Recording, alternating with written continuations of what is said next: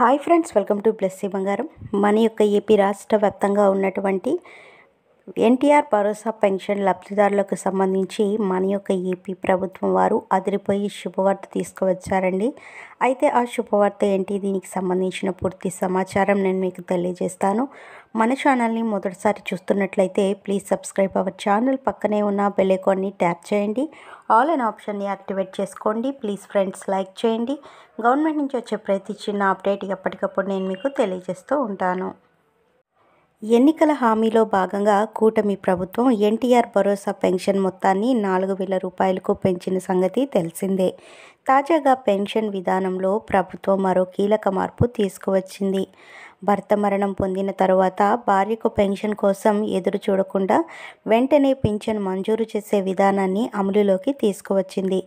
CM Chandrababu Naidu గారు గత ఏడాది నవంబర్ 1న శ్రీకాకుళం జిల్లా పర్యటన సందర్భంగా స్పౌజ్ కేటగిరీ కింద ఎప్పటికప్పుడు వితంతువులకు పింఛన్ మంజూరు చేస్తామని ప్రకటించిన విషయం తెలిసిందే. ఈ క్రమంలో భర్త మరణించిన వెంటనే భార్యకు ఆర్థిక సహాయం అందేలా ప్రభుత్వం చర్యలు చేపట్టింది. ఈ నేపథ్యంలో గ్రామ వార్డు సచివాలయాల్లో స్పౌజ్ పెన్షన్ ఆప్షన్ ఓపెన్ చేశారు. భర్త చనిపోతే డెత్ సర్టిఫికేట్, భార్య ఆధార్ కార్డు జిరాక్స్తో గ్రామ మరియు వార్డు సచివాలయాల్లో అధికారుల్ని సంప్రదించాలి సూచించారు.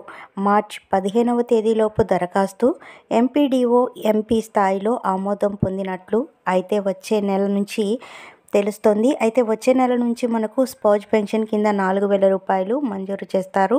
పెన్షనర్ మరణించిన విషయాన్ని జీవిత భాగస్వామి ముందుగా బ్యాంకుకు తెలపాలి. కుటుంబ పెన్షన్ ప్రారంభించమని బ్యాంకు కోరాలి. పెన్షనర్ మరణ ధృవీకరణ పత్రం, పీపీఓ, ఓపీ, వయసు, పుట్టిన తేదీ రుజువు, అదనపు చెల్లింపును తిరిగి పొందేందుకు ఒక హామీ పత్రాన్ని జతపరచాల్సి ఉంటుంది.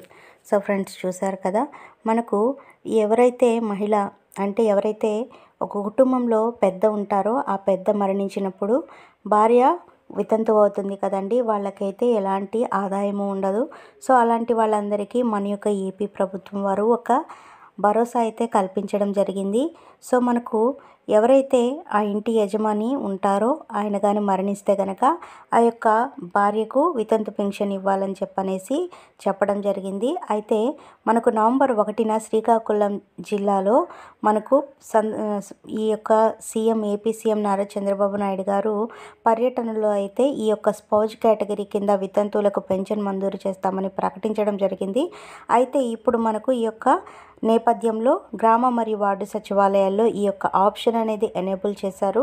ఎవరికైనా భర్త మరణించి ఉంటే కనుక ఆ యొక్క భర్త యొక్క డెత్ సర్టిఫికేట్, అలాగే భార్య యొక్క ఆధార్ కార్డు జిరాక్స్తో గ్రామ మరియు వార్డు సచివాలయానికి వెళ్ళినట్లయితే అధికారులను సంప్రదించినట్లయితే మనకైతే మార్చి 15వ తేదీ లోపల దరఖాస్తు కనుక చేసుకుంటే మీకు నెక్స్ట్ మంత్ ఏప్రిల్ నుంచి పెన్షన్ అనేది 1వ తారీఖున పంపిణీ చేయడం జరుగుతుంది.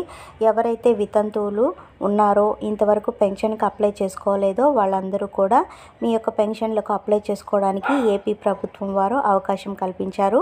సో మీ యొక్క భర్త యొక్క డెత్ సర్టిఫికేట్, అలాగే మీ యొక్క ఆధార్ కార్డు జిరాక్స్ తీసుకొని వెళ్ళినట్లయితే మీకు పెన్షన్కి అప్లై చేస్తారు.